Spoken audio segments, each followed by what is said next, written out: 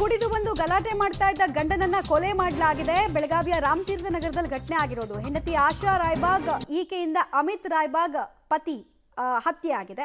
10 ವರ್ಷದ ಹಿಂದೆ ಅಮಿತ್ ಜೊತೆಗೆ ಆಶಾ ಮದುವೆ ಆಗಿರ್ತಾರೆ. ಗಂಡನ ಮೇಲಿನ ಕೋಪಕ್ಕೆ ನೀರು ಕಾಯಿಸುವಂತಹ ಕಾಯಿಲ್ ಇರುತ್ತಲ್ಲ, ಅದರಲ್ಲಿ ಬರೆ ಹಾಕೋ ಕೆಲಸವನ್ನು ಮಾಡಿದ್ದಾರೆ. ಮೊದಲಾಗಿ ಕುತ್ತಿಗೆ, ಕೈ ಮತ್ತೆ ಕಾಲಿನ ಮೇಲೆ ಬರೆ ಹಾಕಿ ಕೋಪವನ್ನು ಪತ್ನಿ ತೀರಿಸಿಕೊಂಡಿರುವಂತಹ ಘಟನೆ ನಡೆದಿದೆ.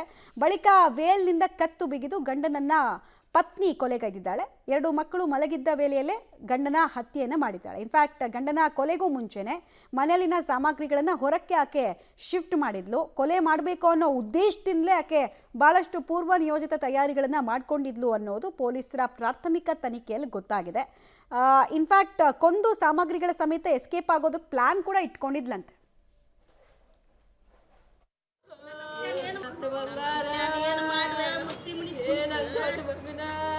ನಿನ್ನೆ ರಾತ್ರಿ ಒಂದು ಮರ್ಡರ್ ಆಗಿದೆ.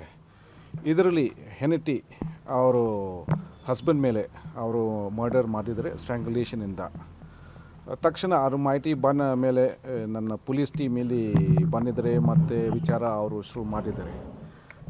ಇದರಲ್ಲಿ ನಮಗೆ ಒಂದು ಮಾಹಿತಿ ಬಂದಿದೆ, ಅಂದರೆ ಯಾವಾಗಲೂ ಮುಂಚೆಯಿಂದನೂ ಹೆಂಡತಿ ಮತ್ತು ಗಂಡ ಪದೇ ಅವರು ಜಗಳ ಮಾಡ್ತಾಯಿದ್ದಾರೆ, ಗಲಾಟೆ ಮಾಡ್ತಾಯಿದ್ದಾರೆ. ಮತ್ತು ಮುಂಚೆ ಮಾಲ್ಮೂರ್ತಿ ಸ್ಟೇಷನ್ದಲ್ಲಿ ಕೂಡ ಒಂದು ಪ್ರಿವೆಂಟಿವ್ ಸೆಕ್ಷನ್ ಕೇಸ್ ರಿಜಿಸ್ಟರ್ ಆಗಿದೆ.